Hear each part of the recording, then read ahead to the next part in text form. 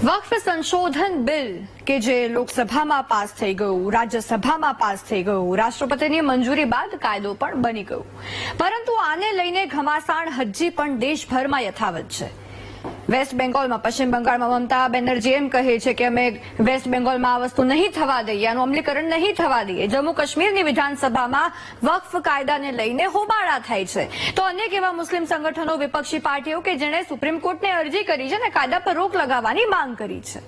આ વચ્ચે ગુજરાતમાં પણ ક્યાંક આ વક્ફ કાયદો ચર્ચાનો વિષય બન્યો છે અને એનું કારણ આજે ગુજરાતના કાલોલના ધારાસભ્ય ફતેહસિંહ ચૌહાણ કે જેમની એક વિડીયો ખૂબ વાયરલ થઈ રહી છે।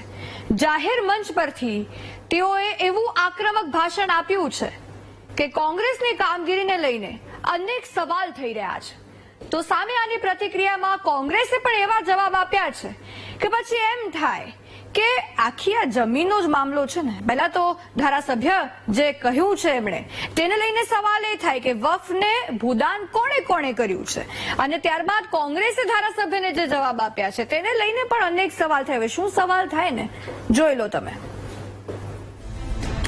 નવા વક્ફ કાયદા મામલે હજી પણ ઘમાસાણ યથાવત છે।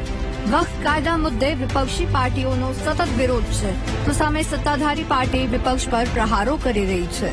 તેવામાં કાલોલના ધારાસભ્ય ફતેહસિંહ ચૌહાણ ચર્ચામાં આવ્યા છે, કારણ કે તેમણે જાહેર મંચ પરથી કોંગ્રેસને આડે હાથ લઈ લીધી છે। સાંભળો। વકફનું બિલ આવ્યું, કોને કોને ચર્ચરી, તો એ માત્ર કોંગ્રેસ, કારણ કે કોંગ્રેસનું કલ્ચર એ મુસ્લિમ છે। એને ક્યારે હિન્દુઓને માટે ક્યારે પણ એક શબ્દ બોલ્યા નથી। એ ગોધરા હોય, સિંધીઓને હાથ જીવતા બાળી દીધા હોય, શિક્ષિકાઓને રહી નાખી ગોધરામાં, કોઈ કોંગ્રેસની ટોપી ક્યારે પણ દુઃખ વ્યક્ત ના કરે। 4 દિવસ કોઈ મુસલમાનો ભેગા થાય અને કોઈ જગ્યાએ જો નમાઝ પડી જાય તો બોલે આ તો અમારી નમાઝ થયેલી વકફ બોર્ડની। અલા આ હિન્દુસ્તાનમાં હારી 700 હારી 500 રજવાડા હતા। આ રજવાડા મર્ધન થયા, આજે પણ પૂરા દેશમાં જેટલા રાજા મહારાજાનું જન્મસ્થળ છે બધી જમીનો એમના નામે આજે 80 વર્ષ પહેલા રેકોર્ડમાં જોઈ લો, તો એમને આપવાના ના, કોને આપવાના? નહેરુની એક ચાલ હતી। ફતેહસિંહ ચૌહાણે જાહેર મંચ પરથી કોંગ્રેસની કામગીરીને લઈને સવાલ કર્યો। વક્ફ બિલને લઈને ધારાસભ્ય ફતેહસિંહ ચૌહાણ કોંગ્રેસ પર રીતસરના વરસી પડ્યા। તેમણે સ્ટેજ પરથી કોંગ્રેસ પર પ્રહાર કરતા એમ કહ્યું કે વક્ફ બિલ આવ્યું તો સૌથી વધુ ખોટું કોંગ્રેસને લાગ્યું। કોંગ્રેસે ઉત્તર પ્રદેશ, બિહાર, ઝારખંડ, મહારાષ્ટ્રમાં સરકારી રૂપિયાથી લાખો મસ્જિદો બનાવી, પરંતુ એક પણ મંદિરની ઈંટ નથી મૂકી। કોંગ્રેસ નેતાઓએ ક્યારેય હિન્દુઓ માટે એક શબ્દ બોલ્યા નથી, તો જવાહરલાલ નહેરુ પર પણ તેમણે આકરા પ્રહાર કર્યા। નહેરુની એક ચાલ હતી। નહેરુ એ વખતે એના પોતાની સત્તા હતી ત્યારે 123 સંપત્તિઓ આ વકફ બોર્ડને સોંપી દીધી। મિત્રો, આપણી પાર્ટી અનેક સંઘર્ષ કર્યા, અનેક વિવાદ આવ્યા, જોબન હતું, યુવાની હતી, સરકારની ક્રાંતિ, યુપી, બિહાર, ઝારખંડ લઈને છે મહારાષ્ટ્ર લગી લાખો મસ્જિદો બનાવી, સરકારના પૈસે લાખો મસ્જિદો બનાવી, એક પણ મંદિરને ઈંટ નહીં મૂકી। ત્યાં લગી આપણા સનાતની, આપણો હિન્દુ સમાજ સહન કરતો આવ્યો।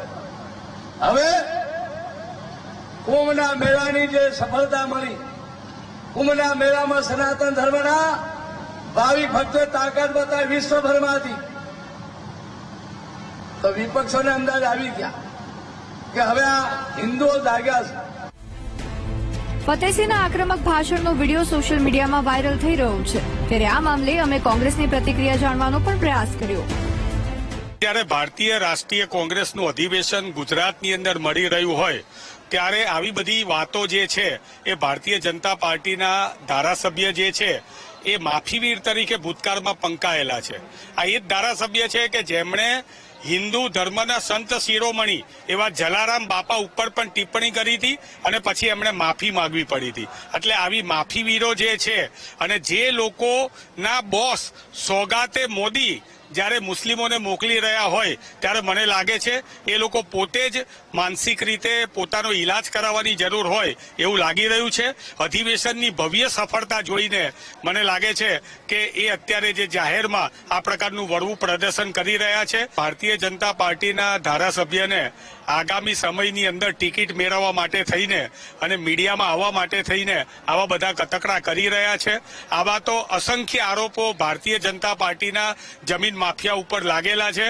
પહેલા એમના જમીન માફિયા ઉપર ધ્યાન આપે, ફતેહસિંહ પોતે પોતાની જમીનો સાચવે, કઈ રીતે એમણે જમીનો ભેગી કરેલી છે એની વાતો બજારમાં આવશે તો એમને બોલવા માટે અને મોઢું બતાવવા માટે પણ જગ્યા ભારે પડશે. ભાજપનો કોંગ્રેસ પર આરોપ છે કે કરોડોની જમીન વક્ફને દાનમાં આપી પણ એક ઈંટ પણ મંદિર માટે ના આપી. તો બીજી તરફ કોંગ્રેસ એમ કહે છે કે વક્ફ પર તવાઈ બોલાવી પણ ભૂમાફિયાઓ પર નહીં. હવે લાગે છે કે વક્ફ કાયદો ભલે બની ગયો હોય પણ ઘમાસાણ લાંબુ ચાલશે. આક્ષેપ પ્રતિ આક્ષેપ, વાર પલટવાર લાંબા ચાલશે. Bureau report, VTV news.